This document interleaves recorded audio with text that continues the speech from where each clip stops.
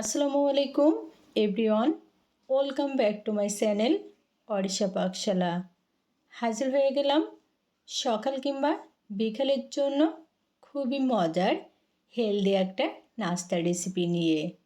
আজকের নাস্তা আমি আটা আর পছন্দ মতো সবজি দিয়ে তৈরি করে নিয়েছি। খেতে কিন্তু অসাধারণ মজার হয়েছে। তো আশা করছি আপনাদের কাছেও খুবই ভালো লাগবে এবং সহজ লাগবে। তাহলে চলুন দেখে নিই নাস্তাটা কিভাবে তৈরি করছি। নাস্তা তৈরির শুরুতে বলে নিয়ে নিচ্ছি আটা, 200 গ্রাম পরিমাণ আটা। এখানে আমি আটা নিয়েছি, আপনারা চাইলে কিন্তু ময়দাও নিতে পারেন। স্বাদ মতো লবণ। এখন নিয়ে নিচ্ছি পানি, নর্মাল পানি অল্প অল্প করে দিয়ে একটা ঘন ব্যাটার তৈরি করে নিচ্ছি। সবটুকু পানি কিন্তু একসাথে দেওয়া যাবে না, এরকম অল্প অল্প করে পানি দিয়ে ব্যাটার তৈরি করতে হবে। আর ব্যাটার তৈরির সময় অবশ্যই খেয়াল করতে হবে যেন কোনো দলা না থাকে।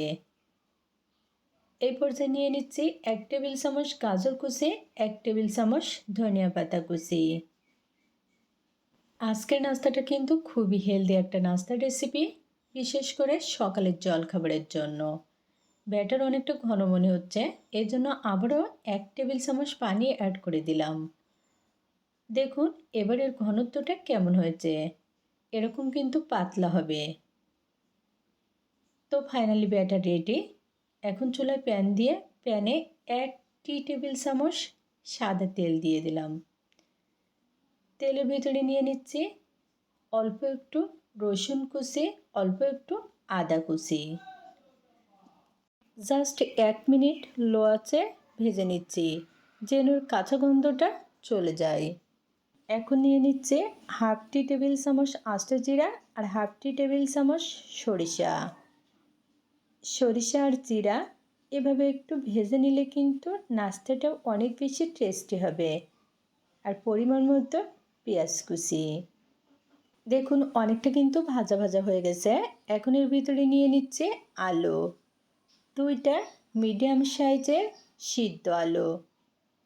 আমি এখানে হাত দিয়ে এভাবে ম্যাশ করে আলু নিয়ে নিলাম। আর স্বাদ মতো লবণ, হাফ টেবিল চামচ ভাজা জিরার গুঁড়া, হাফ টেবিল চামচ ভাজা গরম মশলার গুঁড়া, হাফ টেবিল চামচ লাল মরিচের গুঁড়া, 1 টেবিল চামচ টমেটো কুচি। এখানে টমেটো কুচি অপশনাল, চাইলে দিতে পারেন, না চাইলে স্কিপ করতে পারেন। এখন সব মিলে চুলার আঁচটা মিডিয়ামে রেখে 2 মিনিট মতো এরকম অনবরত নেড়ে চেড়ে ভালো করে মিশিয়ে ভেজে নিচ্ছি। আলুর পুর প্রায় রেডি। তো একেবারে শেষ পর্যায়ে পরিমাণ মতো ধনিয়া পাতা কুচি দিয়ে দিলাম। এটা দিলে কিন্তু নাস্তাটা আরও অনেক বেশি টেস্টি হবে।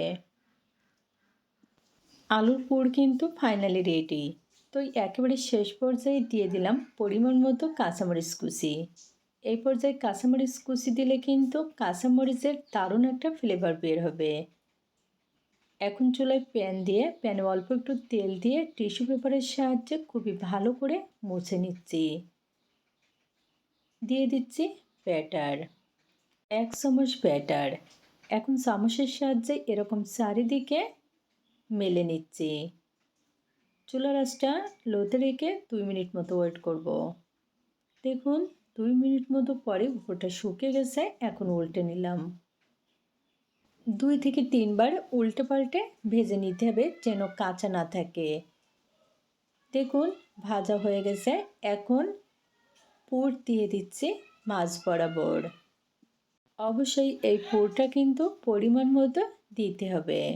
আর হ্যাঁ, এই পর্যায়ে কিন্তু চুলার আঁচটাই একেবারে লোতে রাখতে হবে। এখন স্প্যাচুলারের সাহায্যে এভাবে চারপাশ দিয়ে ফোল্ড করে নিচ্ছি। আজকের নাস্তাটা কিন্তু তৈরি করাও যেমন সহজ, তেমনি খেতেও কিন্তু অসাধারণ মজার। নাস্তাটা কিন্তু ফোল্ড করে নেওয়া হয়ে গেছে। এখন চুলার আঁচটাই একেবারে লোতে রেখে 1 মিনিট মতো একটু উল্টে পাল্টে ভেজে নিচ্ছি। এতে করে নাস্তাটা অনেক বেশি ক্রিস্পি হবে। নাস্তা রেডি। তো আজকে কিন্তু খুবই সহজভাবে মজার একটা নাস্তা আপনাদের সাথে শেয়ার করলাম। আশা করছি খুবই ভালো লেগেছে। যদি ভালো লাগে অবশ্যই একবার হলেও ট্রাই করে দেখবেন।